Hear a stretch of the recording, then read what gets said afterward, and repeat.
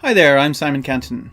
I'm thinking of putting a very clickbaity title on this, so apologies if you've clicked on this thinking I'm going to rant like Fox News.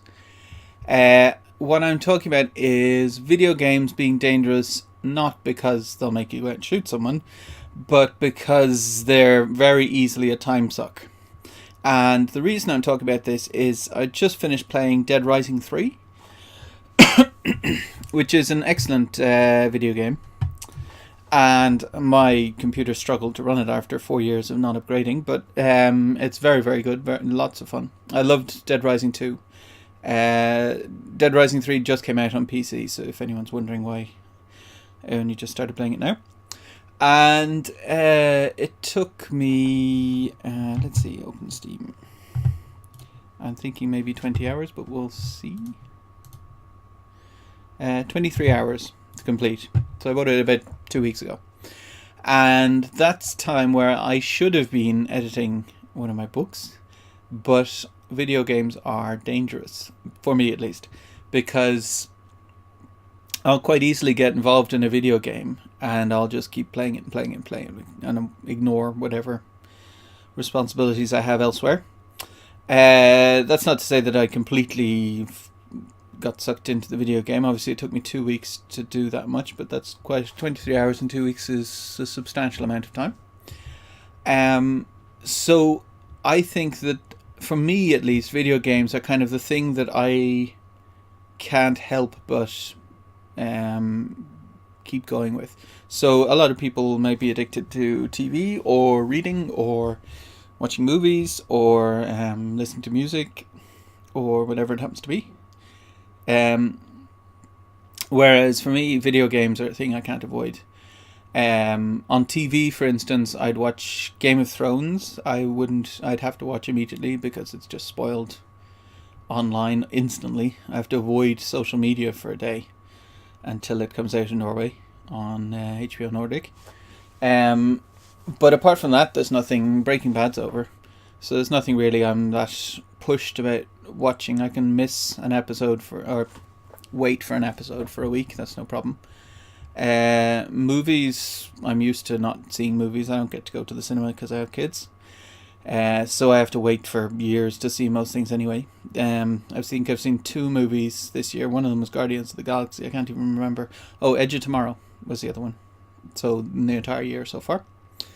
Books, I really enjoy books. Sometimes I'll read a book that'll keep me reading, that I have to go back and read it. But that doesn't happen that often. I mean, most of the time, one of 2 things happens. Either I'm really enjoying a book, like I'm reading Neuromancer at the moment, the William Gibson book. So that's a very, very good book. It's very enjoyable, but it's nothing that I have to go back and read. Trying to think, Scalzi, for instance, usually has books where I have to go and read them. That every free second I have, I'm reading a Scalzi book. He has a new one out that I have to start reading after I read Neuromancer. And but apart from that, there's usually a book is like an enjoyable way to spend my time, but not something where I have to do it. But video games, if it's a very good video game, I have to play it. So the one I was playing before Dead Rising was Max Payne 3. And I haven't played that in a couple of weeks since I've been playing Dead Rising. And I'm not that pushed about going back to it. But there's a danger with video games of getting sucked in, and they do take a substantial amount of time.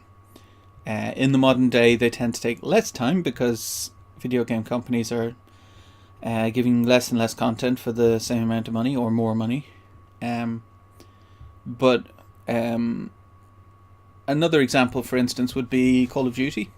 So when I was checking on Punkbuster, I think I'd played over 1,000 hours of Call of Duty 4 and maybe 100 or 200 hours of Call of Duty 2. So for me to write a book takes about 100 hours. So that's 13 books or more spent on playing Call of Duty 2 and 4.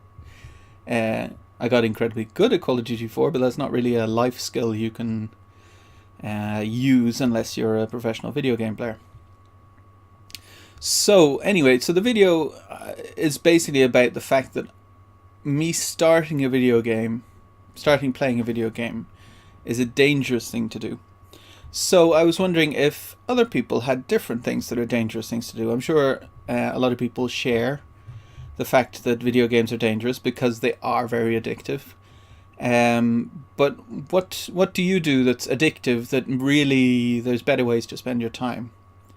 Like for instance, I would consider playing sports not a waste of time because it's part of your physical fitness and it's important to have a rounded life. But what is it that you do that's addictive that basically involves being hunched over a keyboard slash embroidery thing slash whatever for large amounts of hours that are wasted is the wrong word, but like that are pure entertainment, where you kind of go above your potential quota of what entertainment you should be getting for that day. Like, whilst I'm talking, I think for me, I've managed to reduce the amount of entertainment time I need down to about half an hour to an hour a day. So the rest of the time I tend to work on something. It might not necessarily be writing. It might be like I have my day job and then I have writing, and then I have everything around writing books. So I usually watch maybe a half an hour comedy or an hour of TV or something like that, or read a book or something. So what do you do for entertainment, and what is it an addiction? Do you have something that just gets out of control and takes all your time? Thanks very much for watching, and I'll see you next time.